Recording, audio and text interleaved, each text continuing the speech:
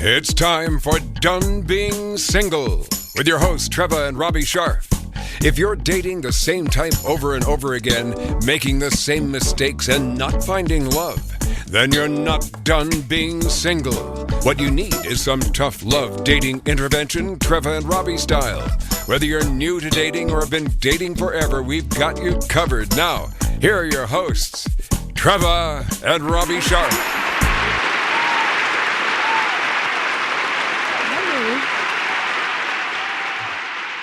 Good morning. Good morning. How are you? I'm awake. Great. I'm not woke, but I'm awake. You know you're wake and woke. I'm awake and woke. And you know what? I'm wake and bake. That's another episode. We should do one of those. We should. We've been drunk. We've done drunk episodes. Wake and gummy. Remember we did a St. Patrick's Day where I poured us a big giant that was an early day. What do you call the dark beer? Yeah, Guinness. Guinness. Yeah, it was great. Right. That was Awesome. fun. I like doing buzz shows. Hello, everybody. Welcome to Done Being Single. Today we're going to be talking about a subject that I get, kind of May, December romances, age differences, age gaps, older men, younger women, older women, younger men. Older women, younger men. Does it matter? Okay, older men, younger women, but really for today's purposes, it's going to be. Why are we always, pandering to women here? Because because I'm the boss. It's my show. I know that, of course, but it's okay. Still. Chicks rule. Yeah. Okay. Kiss my ass. Okay. Let's see it. Okay. So, yes. Well, I don't think you have any experience of this because I think I've dated older women. What do you consider older? Your Women. age? You've never dated an older woman. I did. Not much older, but a few years older, which meant a lot back then. When was that? When you were 14? 20s, late 20s. Okay, that counts. Yeah. And was it all bad? Loved it. Why? Oh, are you kidding? How can you? Because when you're in your 20s and you're a guy and you think like what's up and everything that's good, and all of a sudden you get with a woman who says, no, sonny boy, this is what you need to do. And I was like, oh, that was a cold slap. Oh, so she taught you? Oh, she taught me. She taught me a lot. Who was she? Nobody. I gotta call her. I gotta call her and thank her. She's around. She trained you. She trained you real well. She trained me very well. Very good. I mean, very well. Yes. And I got it. Thank God the light bulb went off quickly. And so, yes, that was a important life-changing thing for me. Well, I'm all for it. I think it's great. That's not true. I dated a guy 4 years younger than me. And I felt like I was robbing the cradle at times, even though he's only just 4 years younger. Isn't that funny? Was this when you were 12? No, it was not that long ago. No. But to me, see, I skew older. You skew older. I do. Okay. So anybody, even when I was in high school, even guys my own age, they were too young. So I liked them with a little age going on. Mm-hmm.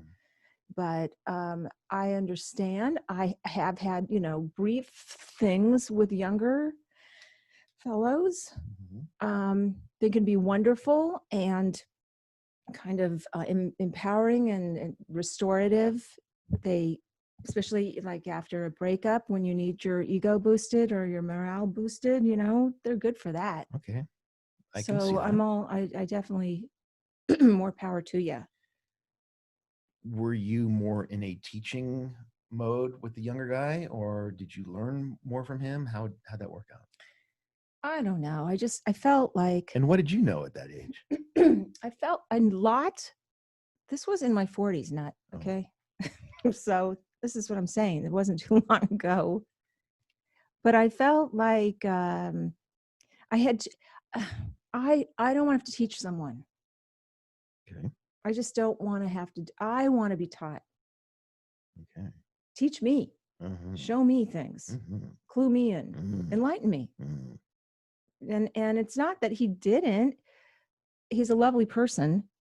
I'm still friends with him, but I just felt like at the time, look, here's how I feel about dating.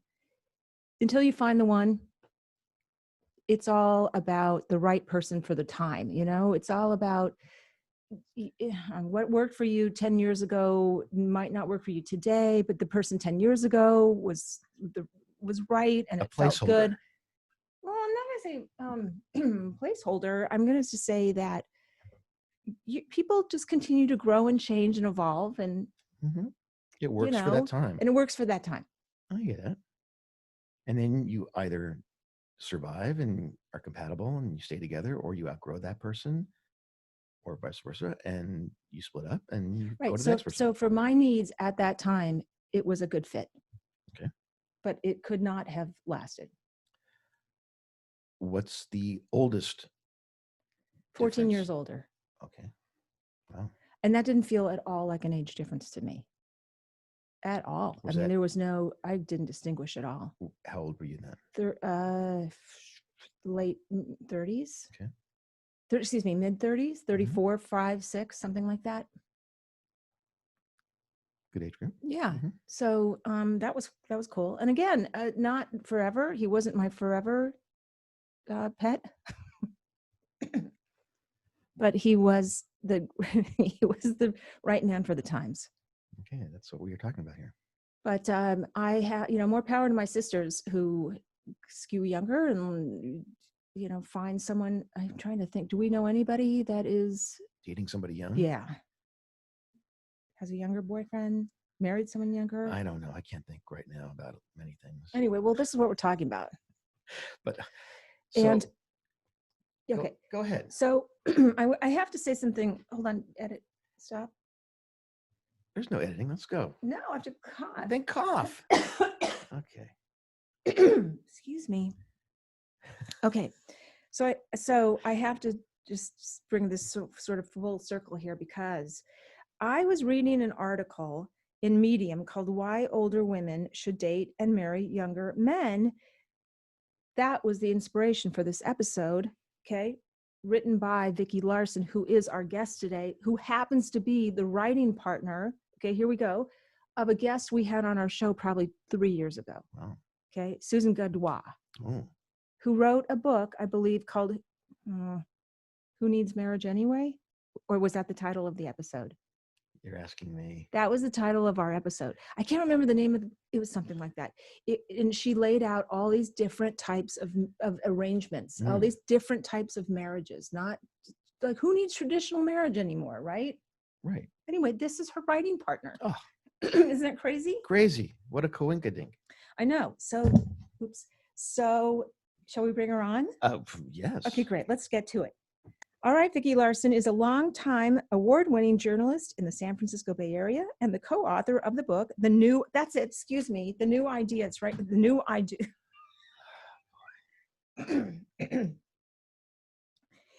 That's enough. Excuse me. Excuse me.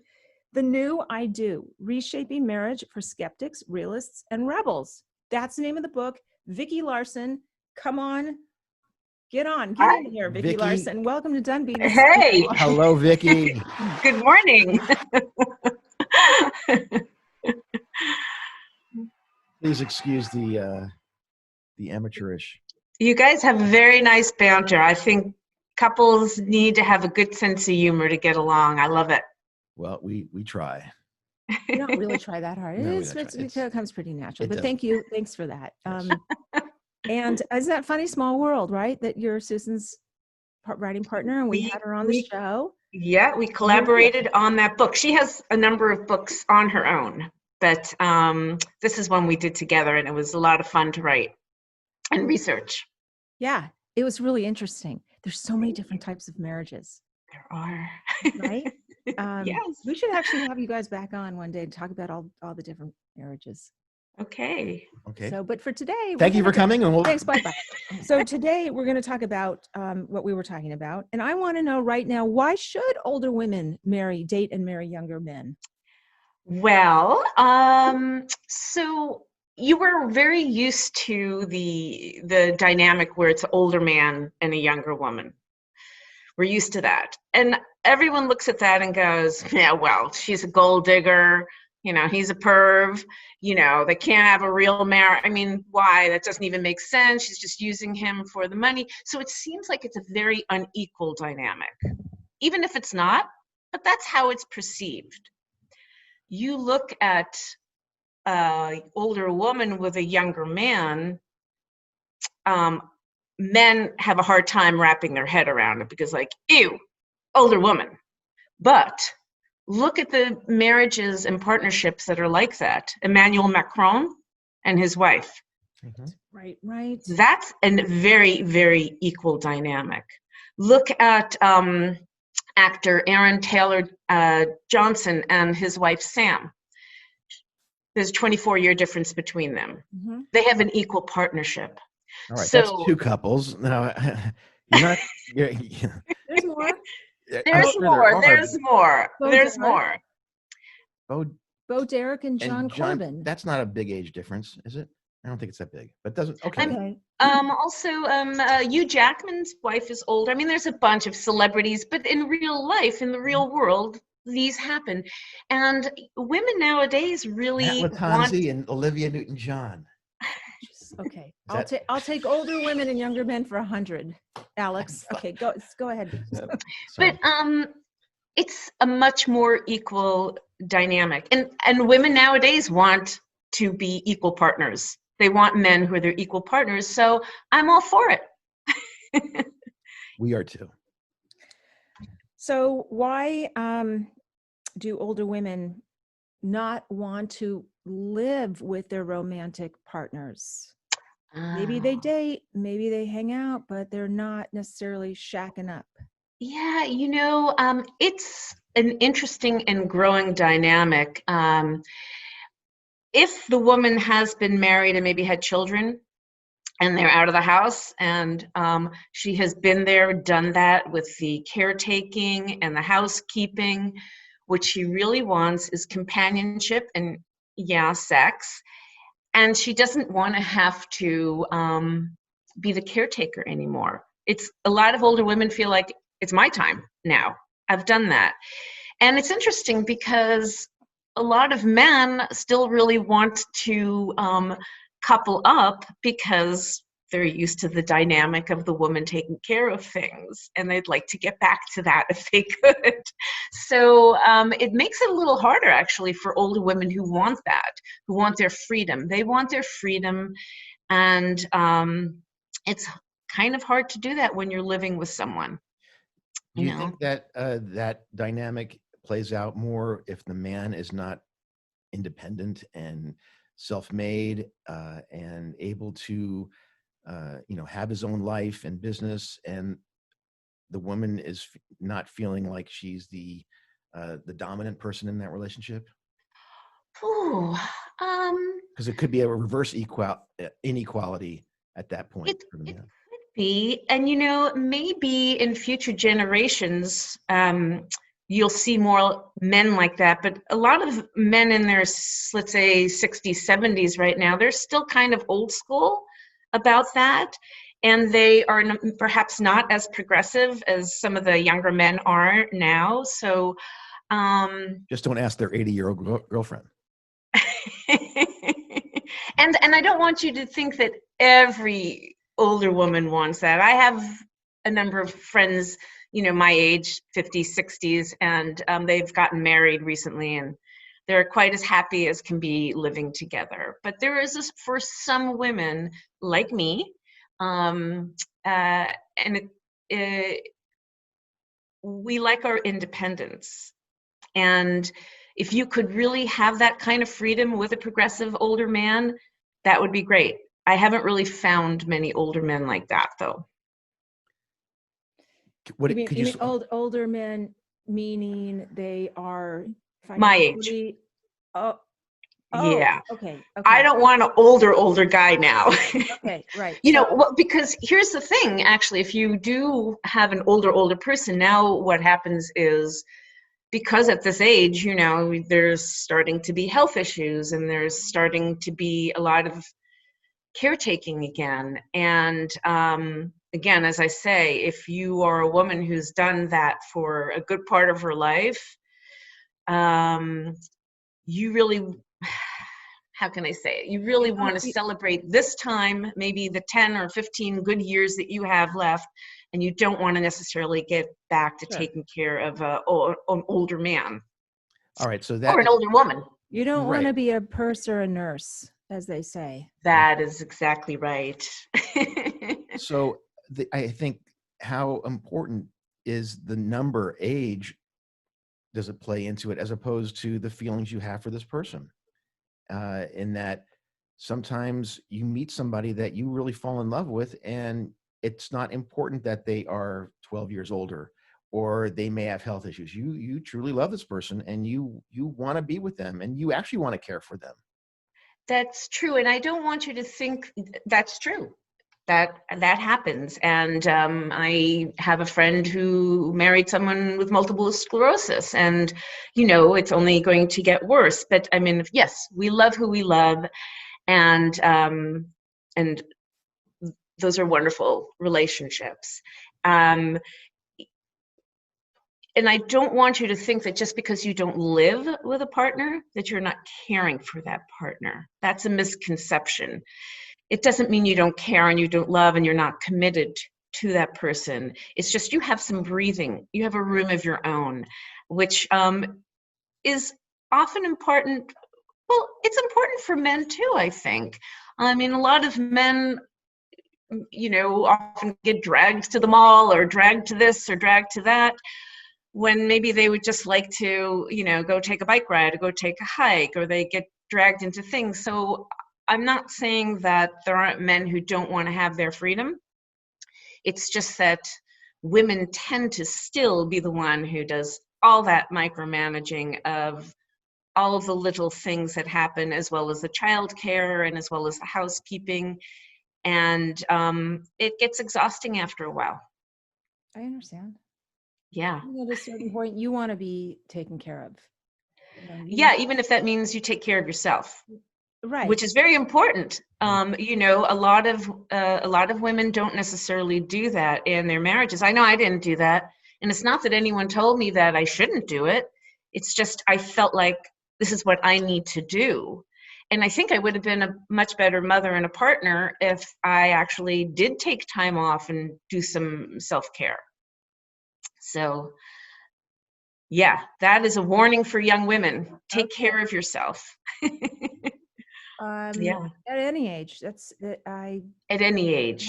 I'm definitely all for it. I think it's especially right now when we're so stressed out and there's so much fear and so much anxiety. I mean, yes. Married, I don't care if you're married or single. It's just really.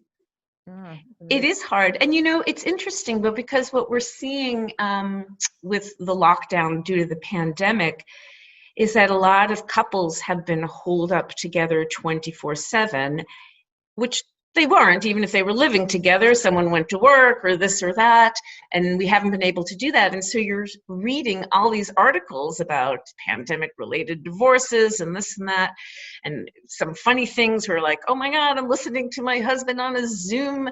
I didn't know he was a circle back guy. I can't handle that.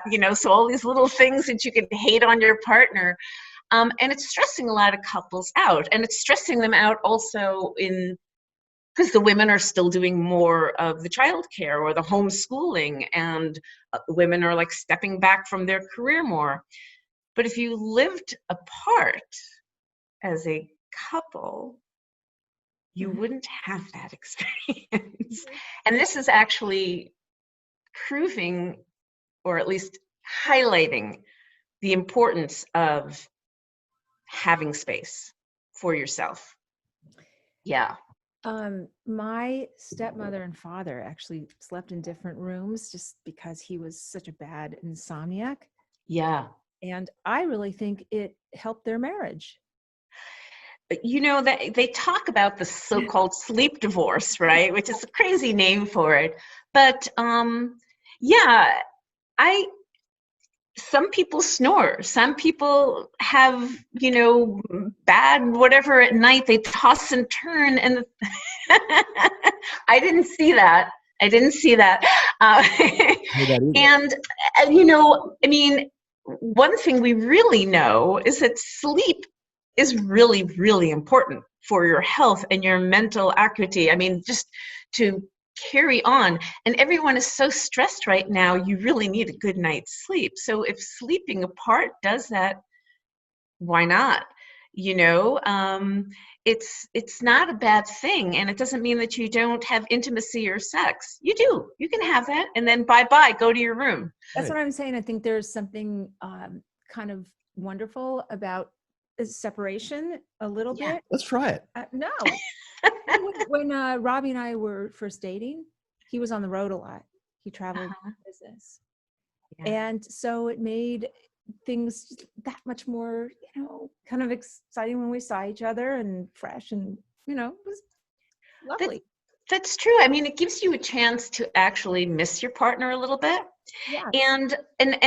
And you have to work harder at your relationship, really, because one thing that happens when couples live together, is they can become very complacent and they take their partner for granted and they forget to appreciate the things. They forget to do nice things for their partner. They don't acknowledge the nice things that their partner is doing.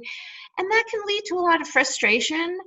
And, you can't really do that if you're not living with your partner. You actually have to plan the time that you're going to get together. And generally, you're not going to look all schlubby, although now maybe you would, because everyone's in comfy yoga pants. Just, it's because life is hard now, but you have to work hard.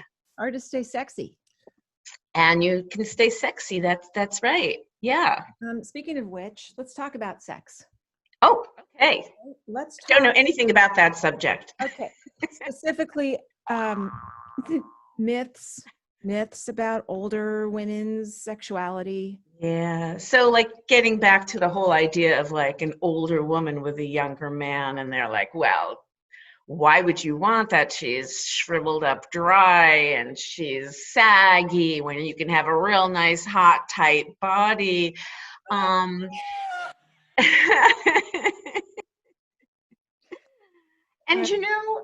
for those men who want that and they can get it, two different things, go.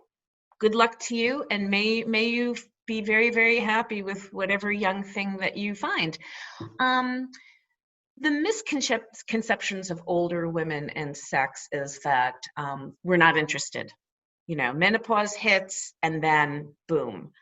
And in truth, for some women, that is true. They're done. They're like, okay, I'm over. I don't need that anymore. And that's fine. That's a choice. But what I have discovered among, for myself and for my friends who are all about the same age, is that we still are very, very interested in sex. And we actually know what we want now. And we know how to tell our partner what we want.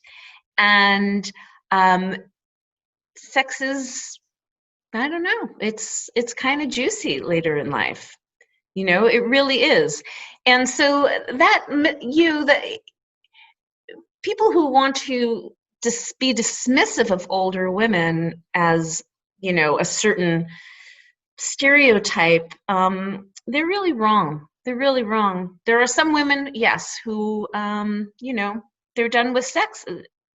They probably never really had good sex. I think that's where I'm thinking that what you're saying. I have to tell you a story of my friend's mother who was married for a very long time to a man who was closeted gay. And she didn't know that. She is in a retirement home now and hooked up with a guy and had her first orgasm at 91. No way. And she was going, Evie, what did he do with his hands? We're like, oh my God, you go, girl. So for all of those poor women who've had crappy sex all their lives, that's why maybe we don't want to have sex later in life.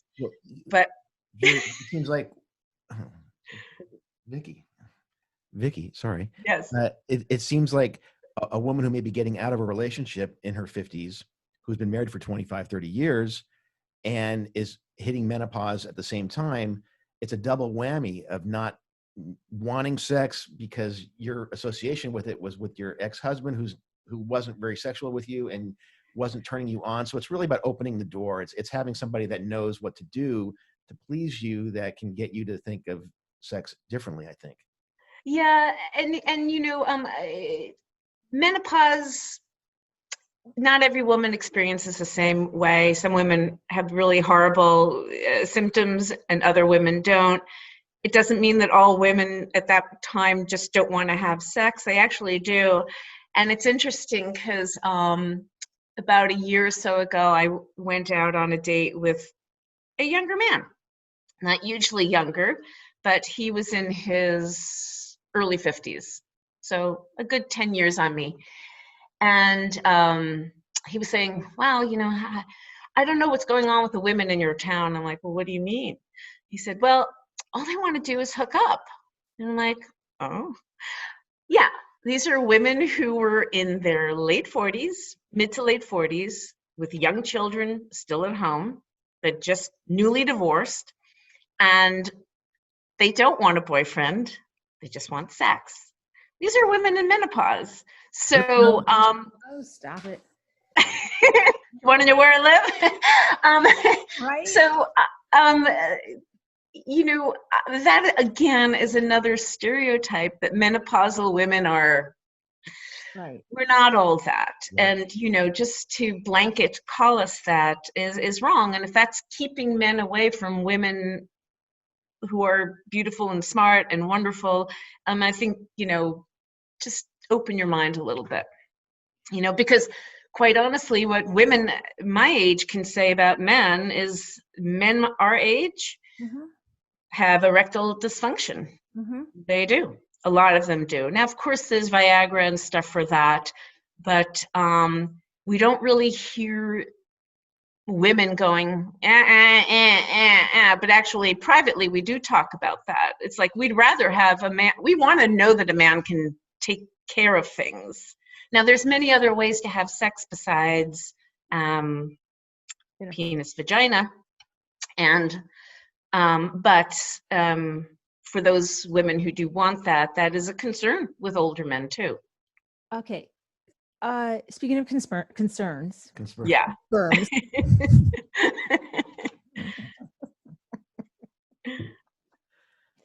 Yes. Okay. What do you say? What do we say to women of a certain age that might be getting single again after being in a long-term marriage? They don't feel good about their bodies. They might feel a little insecure and not attractive or sexy, or how do you advise women to, I don't know, maybe this question should be for the men, because how do you maintain or find or reclaim your power, confidence, your sexual confidence, your body positivity? I mean, listen, I'm 57. I have issues. I look at myself and I go, I just shake my head and I roll my eyes and I just, I'm doing okay. It's so unwarranted. You look absolutely. But Robbie doesn't look at you that way. See, a lot of women, we've absorbed a lot of messages from our culture about women's bodies. We're constantly being told if we just do this, we'd be happy, and we just did that. And if we just need to stop listening to that.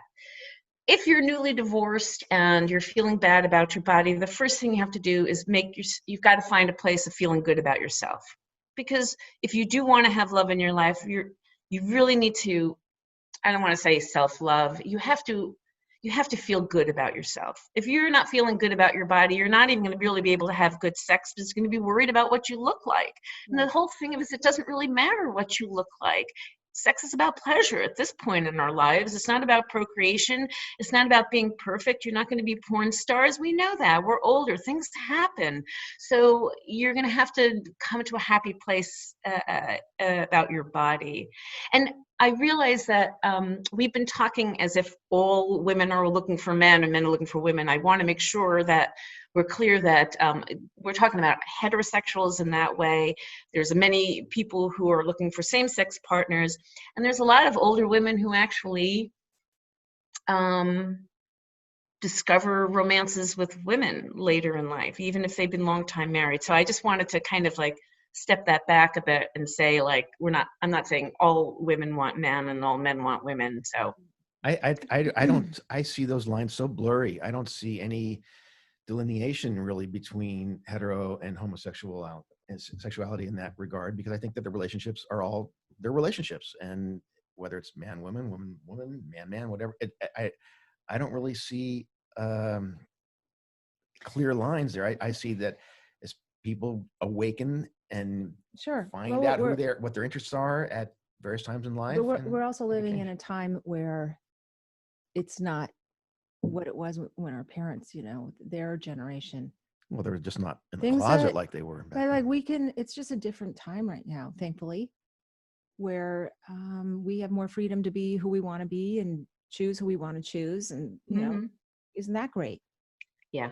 So, I mean, I remember as we're talking about age right now, and I got to give you tons of credit for saying your age. I just had a flashback at my mom, who just recently passed away. I know. I'm so sorry. My mother was so beautiful and so accomplished and so obsessed with her age in such a negative, self-shaming way. And I almost choked out my age because I'm still programmed to. I hear her in my head, like, don't ever tell your age. Yeah. And she was so nuts that when I was younger, someone would say, "Oh, is this your daughter?" "Yes, she's so beautiful." And she'd say, "How old are you, dear?" And my mother would dig her heel into my foot,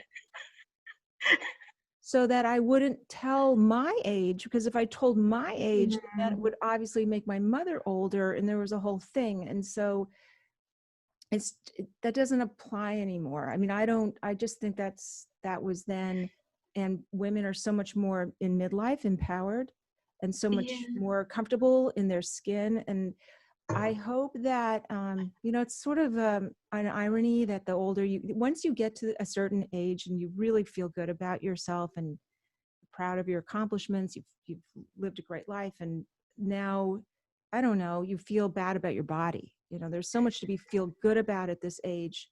And yet you look, I get it. I'm a woman. And by the way, I'm a woman in LA, and it's tough.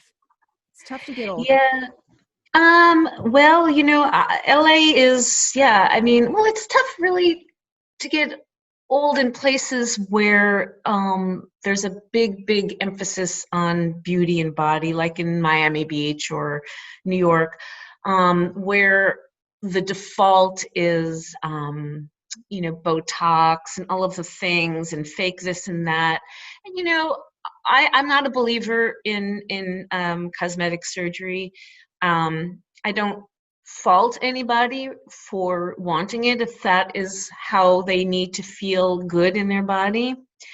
But I really wish that wasn't the expectation, that you have to do that.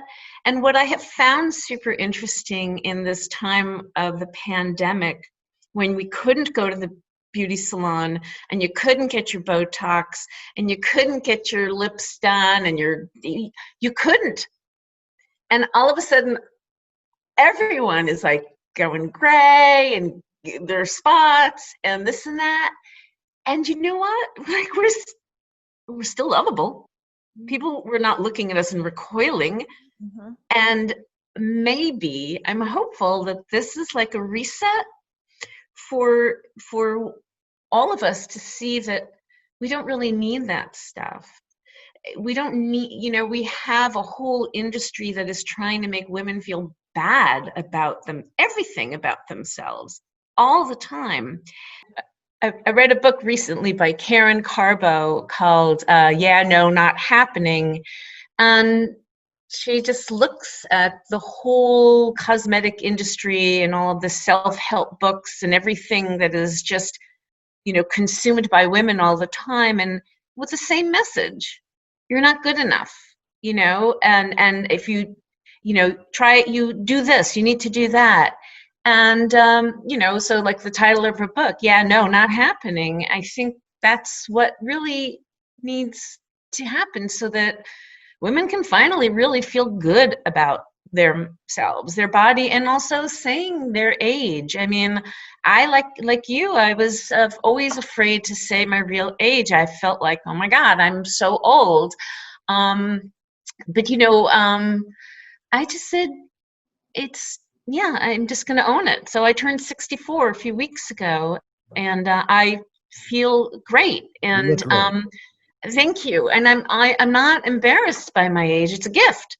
It's a gift to get old. And I feel like, I have, this is like the best time in my life right now, because I'm only going to get older. So if I'm not enjoying this time right now, then this is it. This is the youngest I'm ever going to be. And the healthiest I'll ever be. Right. So really, it's very important to just seize this moment. And there's so much in the world right now to feel bad about. Yeah. There's so much in the world. But if you have your health, yeah, you're doing okay. Vicky, how long were you married for? Sorry. It's okay. Oh, so I've been married twice. I had a starter marriage in my, I got married a few months before my 21st birthday. That did not last very long, just under 4 years. And then I was married for about 14 years to the father of my children. Yeah. And, basically, some people would say, oh, well, you're a failure because you ended up as divorced. Well, you don't go into a marriage thinking you're going to get divorced, but stuff happens. And the reality is, we have two wonderful young men, our children, and he and I are great. We get along just fine. Wonderful. And always did. So I would say it was a successful marriage. I would too. Yeah. Well, if you learned, if you came out of it stronger, smarter, and then continued to evolve, yes, then, nothing is I don't know. Robbie and I were both single for a long time. So yeah. I look back at all those, I don't know, I'm not going to speak for you, but I look back at all those relationships. They were failures, I guess. But were they? No, you learn from each one. As long as you're not repeating the same pattern. I learned, after each one, it just got me closer and closer and closer to you, right? So I don't look back with that much regret or shame about that. So no, I always feel that if you're in a good place right now, all of that stuff had to happen. And I like to joke that I'm so glad that my husband married me so I could divorce him so I could write a book about marriage. That book would not have happened if I was still married. Right, so, exactly. And we wouldn't have this show. And you wouldn't have the show. But so the fact that you guys were single for so long, you heard the same thing that Susan did, who got married for the first time when she was 40. What's wrong with you? There must be something wrong with you. And I have met a lot of men on dates who have never gotten married and don't have children. And I always ask them, I bet you hear that what's wrong with you all the time from women. Like, oh, God, are you a player? And it's like, oh, come on, we're 2020, people.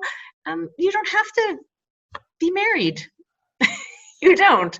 And it's totally okay to be single, and it's totally okay to be divorced. So, Vicky, is that question that's posed when you're with somebody that you must have heard that what's wrong with you? Is that more of a reflection on the person that's asking the question than the person that's being asked? Absolutely. But, we have these cultural scripts that if you don't get married, something must be wrong with you. You have a flaw. Not that you're choosing this as a lifestyle. And in truth, there are some people who are single who really would like to be married or partnered and just haven't found that yet. But for the assumption to be that something's wrong with you, that there's a flaw with you, is very, very disturbing. It really is. Tell me about it. I think it's also, I was asked that a million times. but it may be conversational in trying to be an icebreaker of a subject too. If you can have fun with that type of a question, if it's presented in that manner. If it's not, then you kind of feel, okay, I don't need to answer that question. Yeah. Yeah, I was asked a million times. Yeah, but I mean, look. You asked me that question. I did. I said, "What's wrong with you? There's got to be something wrong with you. You can't be." And how are you not married? The greatest answer is I haven't met her yet. Mm-hmm. I haven't met him yet. That's, to me, what other answer it works. Right. Yeah. That's me. Okay, so I have a question for you.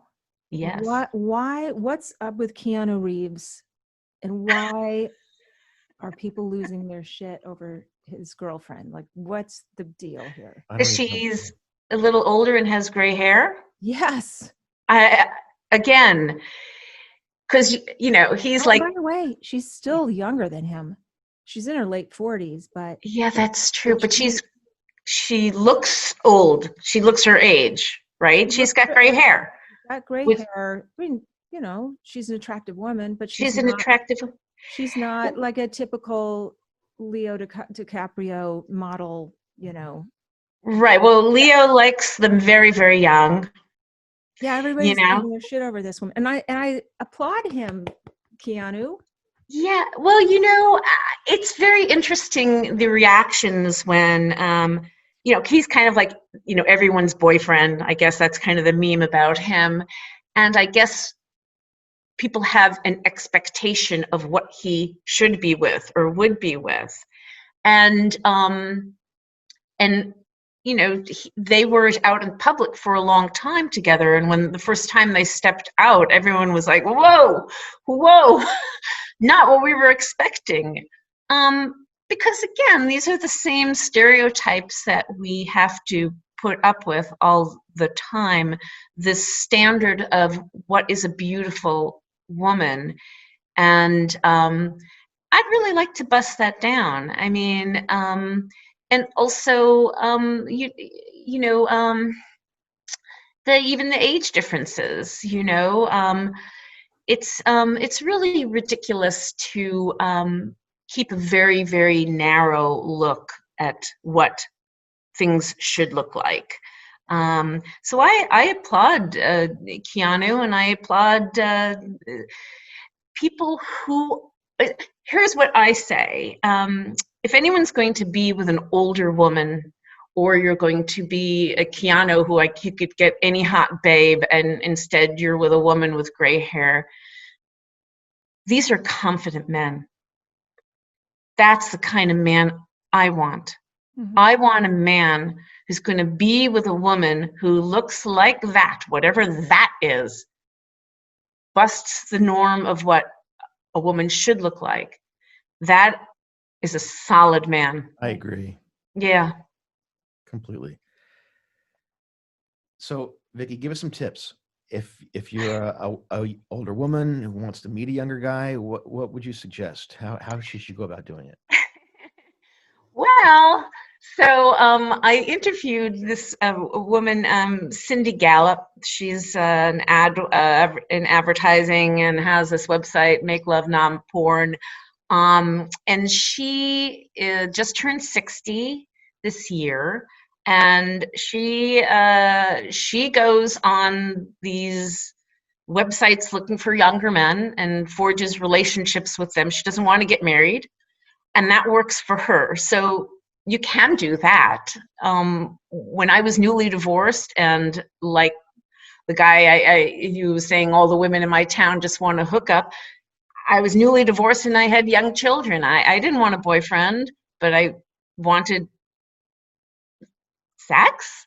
So I did arrange with a younger man, and we had a little thing for a while. So, just don't be afraid. Just go out there and do it. I mean, everyone's on apps and websites now, so that is an easy way to do that. But what I would like for women to know is that, you control the power of that relationship. Make sure that you're with someone who is going to be respectful and kind and not a jerk. You create the parameters of that, and you drive the narrative of what you want. Yeah, and don't ever feel bad if some guy, is like, you're so old, just, he's not your guy. He wants a younger woman, fine, go. Get out of my dating pool, That's fine. Good luck. Pussy has the power. That's what we say that all the Pussy. time. Yes. It's the truth. Yes. And it's only the enlightened man who realizes that. And That's by the way, true. Vicky wrote an article called "Sorry Guys, Your Penis is Not as Powerful as You Think." So, to your point. If I can put a plug in for that book, which is coming out this month, called Fallacy, it is very, very entertaining and highly informative, and I highly recommend it. So, okay, how's it spelled, fallacy? P-H-A-L-L-A-C-Y.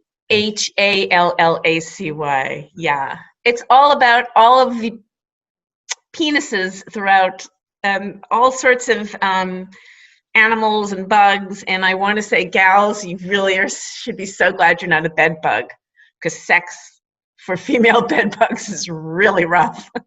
I'll take your word for it. okay. You're Vicky. hung like a bed bug. It's not something.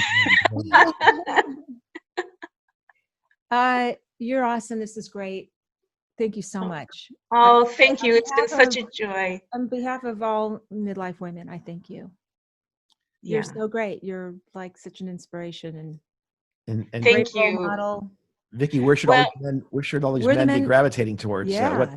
Where in the Bay Area are we? For women who want to know more and men who want to get more. Come on. Where can they find you? I am just north of the San Francisco. Uh-huh. Yeah, that's all I'm going to say. And website? Oh, where can you find me? Okay. So my blog, which is OMG Chronicles, I've kind of stopped writing for them, for that, and I'm now mostly writing on Medium. So again, as OMG Chronicles, I'm very active on Twitter. Again, OMG Chronicles. I have a Facebook page, but it's like meh. But and I'm on Instagram, OMG Chronicles. And I'm in the Bay Area. If you're cute and younger, you should have no problem. All right. Well, we're done being single. We are done. Yeah. But some people aren't. It's okay. And that's okay too. We love that. Yeah. We're waiting for the other our sister podcast, not Done Being Single. Done Being Married. No. Not that one. Not that one. But whatever, this is the great time we're living in a great time. In a shitty time and a great time to be you. Right? Yeah. Right. So on that note. Thank you for everybody. Thank you. Thank you so much. You guys stay safe.